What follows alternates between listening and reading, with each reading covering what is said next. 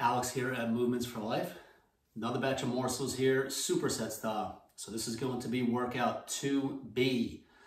If you are new to the morsels, I'd highly recommend going back to the original format, the non-superset style.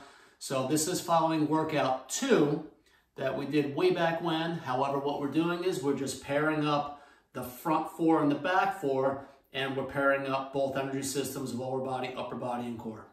Alrighty. That being said, let's get right into it. All right, quick warm up.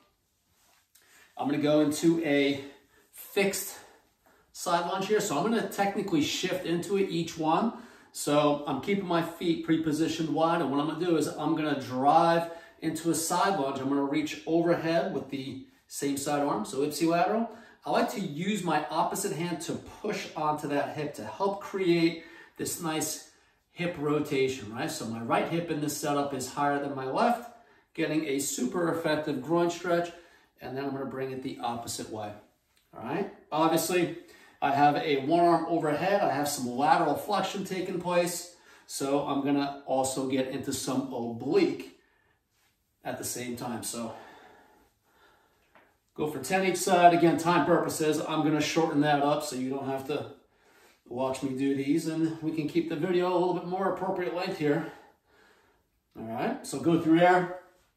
Let's get into some core. This one is going to be a side plank with a T rotation. So I do have my feet scissored here for stability. You can double stack it to make things a little bit harder, but again, for warm-up purposes, I do like having my legs scissored because it's going to enable me to allow my hip to shift and twist more effectively as I go through my T rotation because I'm more stable. Adding greater instability, while it does add complexity, it will take away from stability, obviously. So it's gonna change things a little bit. Go through, hammer out 10 each side. Snazzy little breakdance move there, right? Hammer out the other side, again, 10 each. I'm reaching down, threading the needle. I'm allowing my hip to twist and to shift here. I do like to turn my thumb pointing back so it creates external rotation at the shoulder, giving that shoulder and pec a little bit of love. Wasn't counting, usual fashion. I never count. All right, yeah, ask any of my clients, they know I never count. Unless we're running the clock, then I'm super precise that way.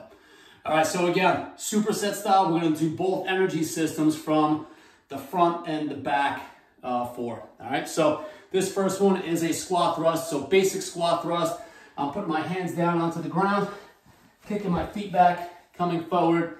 I personally like to bring my feet forward in a little bit more of a wider footprint so that I can get into a nice flat-footed deep squat posture when I stand up. It's not wrong to go narrow and to go in between. Have your knees go in between both elbows here. It's not wrong, it's just harder. All right, so if you find that you can't get your feet flat, going a little bit wider, or even flaring your toes out can make that a little bit easier. Whichever one you choose, just chase success. Do what you could do effectively and that you can consistently repeat over and over. All right, go for 20 on those. Get that ticker ticking. All right, exercise 2, we have a jumping jack variation. This is a sagittal plane in sync. So sagittal plane, my feet are gonna be moving forwards and backwards in sync, means together. Arms will do a traditional frontal plane out of sync. All right, go for 20 of these. Get that heart rate going. All right. From here, we're gonna go lower extremity, dumbbell curtsy lunge to a balance. This is unilateral. This one does not alternate well because of the balancing element. So I'll start first by facing you so you can get a front view and really appreciate what my back leg is doing. So I'm gonna start up in a flamingo pose. And now from here, I'm going back into that curtsy. So this is a back diagonal. This is gonna put a ton of stretch on my front leg glute. I am going to reach a little bit more with my contralateral arm towards my front foot. I'm being mindful of my front knee. Typically, there's going to be a shin angle with this where the knee goes away from your foot, right? You want to try to keep that knee stacked right over that ankle so you can maximize the load into that hip. By having that knee come out, you take away from the hip. You're going to put a lot more strain in areas that don't want to be strained. Woo! All right. So here's my curtsy to balance. It's gotta be a butt. Bob. Holy smokes. Curtsy's super effective because your glute is being loaded or stretched in all 3 planes. All right, I'm gonna switch legs here. Again, a little bit more of that opposite arm bias towards my front foot. Oh, geez. And what that's gonna do is create a little bit more thoracic rotation, which going all the way down the chain is gonna create even more of a transverse plane load into that hip. All right, super, super effective. Big fan of curtsies. All right, superset, exercise 2 for lower body. This is a hip bridge. Using a kettlebell, you can use a number of different weights here that'll work. I recommend seeking some comfort because depending on what you have, pressing on your abdominal cavity might not feel too good. But remember the key takeaway here, when I'm in this bridge position, I'm driving my belly button up towards the air, I need to rotate posteriorly. So if I have a bucket of water, I'm trying to pour the water out the back. I don't want to go into an anterior tilt, which is going to create more lumbar extension. Low back won't like it, and you're going to take away from the effectiveness of the glute, that hip extension, right? So hip tuck, I'm driving into extension without getting lumbar extension here.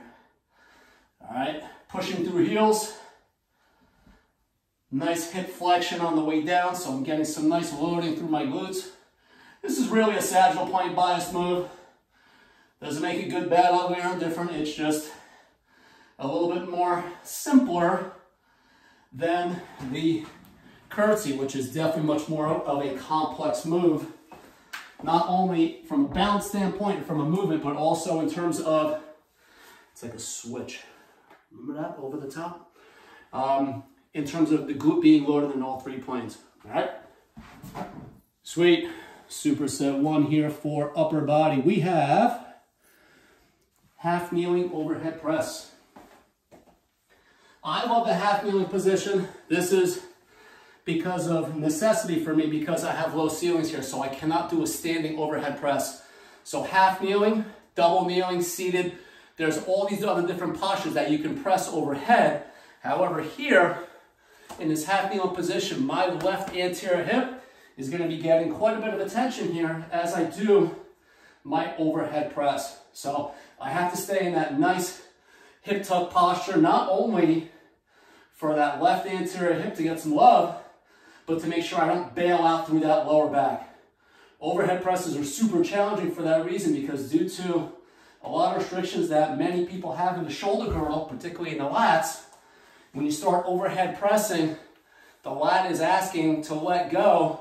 If you can't get at the shoulder, it's going to get somewhere else, and typically you're going to see a lot of lumbar extension in an attempt to get the weight up overhead. Right? So half kneeling hip flex, great alternative for some pressing variations and even other lifts where you get a bunch of other stuff going on. All right? Really effective. Love it. Give it a whirl if you have never done so. All right, superset number 2 for upper body is going to be a one-arm bent over row. So I'm just going to position my feet wide. My preference, you can go narrower and have the weight come outside the leg. There's nothing wrong with that. I like a nice wide footprint here for me. My butt is back. I'm keeping a nice arch. And as I pull with the right, I'm reaching down with the left. Ideally, keep your eyes quiet, looking straight down, so that you can get some separation, if you will, between your thoracic spine and your cervical spine, instead of doing something like this. All right, so just look straight down, really focusing on pulling with the elbow. Just give you another view here. Elbow, scat. So this doesn't become a very kind of arm type exercise, right? Any type of row variation, you should get scap elbow kind of leading the way so that you're getting into all those scapular muscles. And then obviously the big powerhouse puller, your lat. All right, last two, we are down at core. We have ball climbers. Super tricky, super challenging. I'm gonna do this perched up onto the hands. Easiest on the wrist if your fingers point straight down instead of forward. This is gonna make things a lot more wristy. So fingers out to the sides, you can be a little bit more wrist neutral, especially with a wide handprint. Just be mindful of your grip.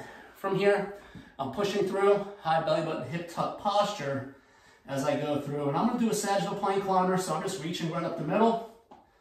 If you wanna make this a little bit more rewarding / torturous for yourself, you can create a little bit more distance between the ball and your feet by tiptoeing further back. So now your hands are further in front of you, and that changes things very quickly.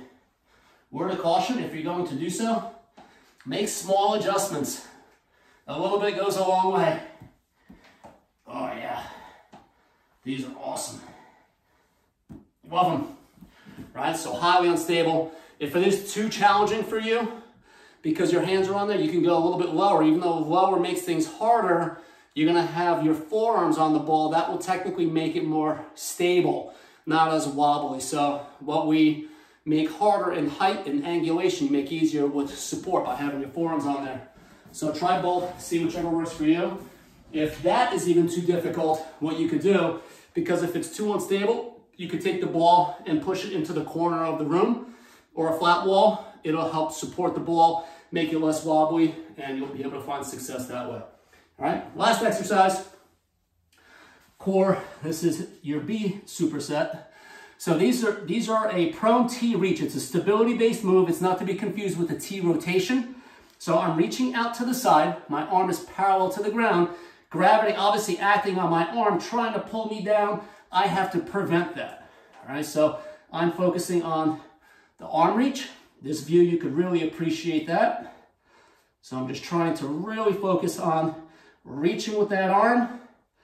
This is creating the move. This is my connector. I'm pushing down through my left arm. This is my connector to my abdominal wall, not the arm that's in the air. Okay, side view. I have to manage sagittal plane, right? I gotta make sure I'm not arching out through the lower back. So high belly button, hip tuck. And then as I start lifting one arm, I have to manage that rotation and twist. So again, this is a core stability move. If this is easy for you, you can pass a light dumbbell side to side. That'll certainly amp things up a little bit and give you some fun that way. All right, so enjoy. This is workout 2B, supersets. Enjoy, have fun with this one. It's a good meatball.